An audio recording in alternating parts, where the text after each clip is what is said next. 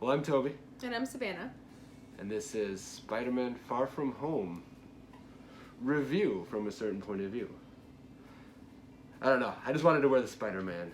The mask and sweatshirt. It's just fun. Won't be wearing it the whole time. It's getting pretty hot in here, actually. Probably just take it off now, but... Far From Home came out. Taking the mask off. So, Far From Home. A great way to end Phase 3 of the Marvel movies. It is the official end to the Phase 3 of the Marvel movies. Actually, in the movie, a subtle hint, in the backdrop of after Peter is dropping off MJ after they swing through the city. In the background, it says 1, 2, 3, and then it has a question mark where 4 would be. Oh, nice. So it's like kind of nice little way to, they said this is the end for Phase 3. I saw that in one of the other videos. Nice. But anyway, so I really enjoyed this movie. Going in it, you know Mysterio's the bad guy. You know that's who he is in the end. But knowing that Jake Gyllenhaal's character is going to be the bad guy, it's something we've seen many times, especially in superhero movies. This is probably one of my favorite ways that it's ever been done. Knowing that he was going to be the bad guy, his performance still led me to believe that he was a good guy and love him. And I felt it when he betrayed all of us. I was like, God, I saw that coming. I knew that's what it was going to be like. Fell for it anyways. Hook, line, and sinker. So, I loved all the callbacks to, the Iron Man alone. So just finding out all the subtle things they did. So many callbacks. I loved the blip. Giving a name to Thanos' snap was... And then the re-snap. And then the re-snap. It was just awesome that they got that. One of my favorite... The marching band disappears and then they just reappear in the middle of a basketball game. I love that. Knocks the one chick over. Yeah, just takes right her right over. out. And then also, even after Endgame, we had some theories and questions like what happened with people and all this and lives. Did those ones keep aging? Did they still go to like high school? Like, right, yeah. How did that all work? Well, we find out that Aunt May was snapped away, and when she comes back, somebody else is living in her house all of a sudden. And the dude's wife thinks that she's the mistress, and that starts the whole thing. One dude's wife, the teacher's wife, pretended to be snapped away and just went off with him. Just to leave him. Just like, to that's leave so him. sad. Right? Oh my God. It's really shit for her when everybody got reset. She's like, oh fuck. I gotta go back. I gotta go back. But then she just tells him the truth, I guess. So seeing that real life things that were happening, things you wouldn't really think of, that we did think of, but nobody, most people don't think of. Interesting to see what happens there. I loved all of Mysterio. I thought it was just fantastic.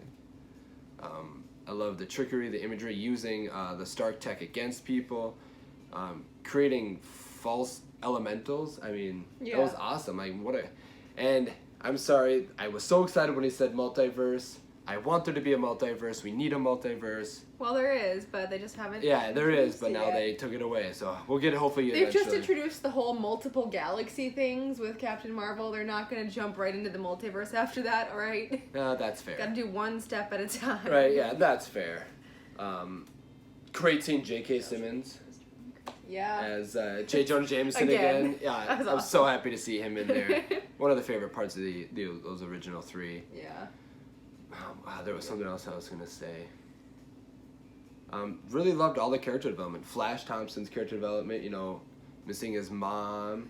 I know, he's like back from all this traumatic stuff and he comes back to the airport and he calls his mom, or no, he goes up to the guy that comes to pick him up. I'm guessing the butler. Yeah, their type butler, person. yeah. It's like, what, mom couldn't make it? Like, that's just depressing. Like, your kid almost died 10 times and you can't pick him up from the airport. On the bus when Peter's looking at all their phones, Flash is texting his parents, hey Mom, Dad, haven't heard from you in a while, hope everything's great, miss you guys. Oh. So he's in Europe alone and his parents just don't give a fuck.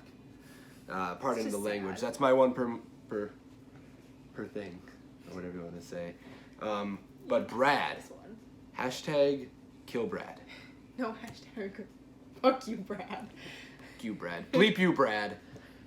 Brad is he's the real villain in this show, in this movie. If you really look at it, he is undermining Peter every step of the way, trying to steal his girl. He's like every guy you went to high school with. Exactly, every guy. The monsters, it's hot in here. Oh, hashtag bleep Brad. And then, because he didn't get snapped away, so he grew in those 5 years and went from being younger to everybody to being about the same age as everybody all of a sudden. Yeah. Which makes sense because, you know, his maturity level is about that of a 12-year-old. All of our main characters were blipped away. Yeah, like...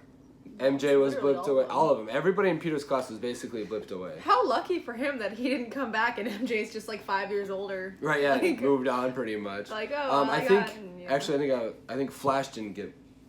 Thompson, he didn't get bleeped away because he was older.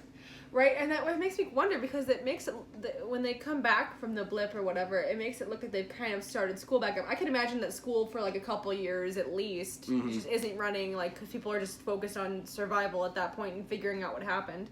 But it makes you wonder, like, why some of them didn't start back up, because it looked like school had clearly started back up before the blip, because that's why the marching band appeared in the middle of a basketball game, yeah. So you just kind of wonder why some of them are now going back to school at like 21 years old, you know. Well, they got to still learn everything, you know. You still got to get that degree, man. Overall, it was a very exciting, very happy, energetic movie. A great relief from just the heaviness of Infinity Wars and the overwhelming emotions of Endgame. But it still took it seriously. Oh, yes, it still had its serious moments. It did right where it was supposed to be. The biggest thing that was throwing me off during the whole movie was Nick Fury and Maria Hill. And as was you. You noticed the tension between the two. They were being weird, and they were almost acting like a couple, which weirded me out, because I was like, they're not a couple. Yeah, they're not ever. And Fury was coming off more harsh and more rash. And he always uses he's usually impatient, but he's always softer toned about it. He always speaks. He's smarter about it. He can keep his composure a little better. Exactly. He knows when to hit certain buttons and when not, and that wasn't the time. So after, obviously, in the end credit scene, you find out that it's Talos and his wife.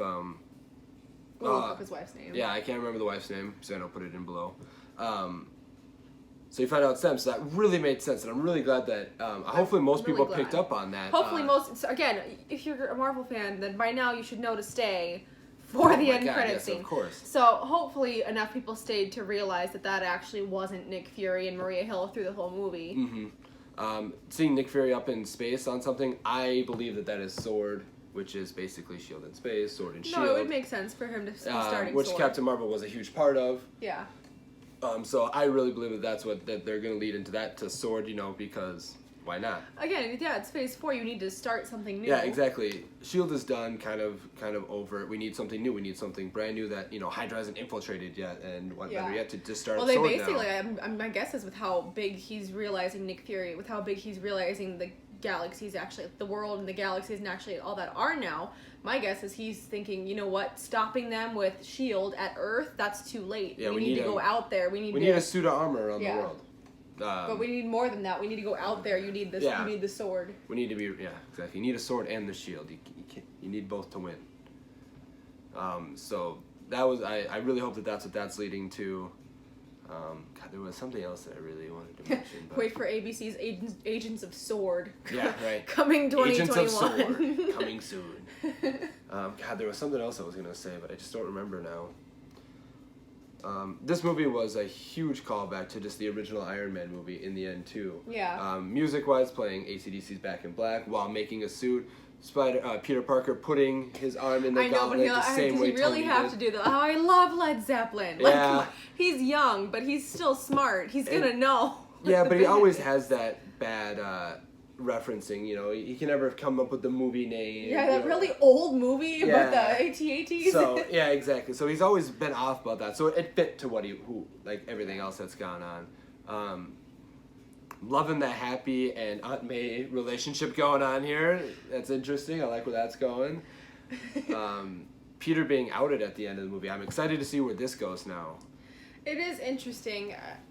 I mean, like you said, it does a lot of callbacks to the Iron Man movie because he outed himself at the end. He was like, "Screw it, I'm Iron Man," whereas Peter's forcibly being outed by somebody else. So I mean, but it is kind of like you said that we can bring it back. We can bring it back the full circle. Exactly, it's full circle. that it starts with Iron Man being outed and then ends with Peter being outed. It's right, exactly. The similarities and the comparisons between the two. with people wanting Spider-Man to probably take up the next mantle of Iron Man kind of they deal. keep Be a pressuring Spider-Man, him. but not I mean, Iron Man. I guess they but didn't just- realize until the end that he's just a kid, but it just sucks Right. because it's like, God, he's just a kid, and you're all like, okay, so you're gonna be Iron Man now, right? Right, Like, exactly. no, give him a Iron break. Man all over the world, artwork all over. Yeah. To Iron Man. So clearly, the world knows what happened. That knows that Iron Man is the one who made that sacrificing play. Screw Black Widow, though, I guess. Yeah. Just Hashtag no love for Black Widow. she gets to be in like the one image at the beginning, and that's about it. Right. Yeah. Exactly. So. Overall, it was an exciting movie. You'll walk away happy, I feel like. I was thoroughly entertained. It was the best movie experience we had because it was an empty theater. And there's nobody on their phones or anything, so it was perfect. It was amazing. But yeah, so I really enjoyed it, and I hope everybody who sees it enjoys it. And I'm excited for Phase 4. Can't wait to see what they start bringing out and all that. Try to keep the movie reviews a little shorter because our Aladdin one's like a half an hour long, so that might be too long for some people. So we'll try to keep this one. Looks like we're keeping it a little shorter. All right, well, until next time, everybody, may the films be with you.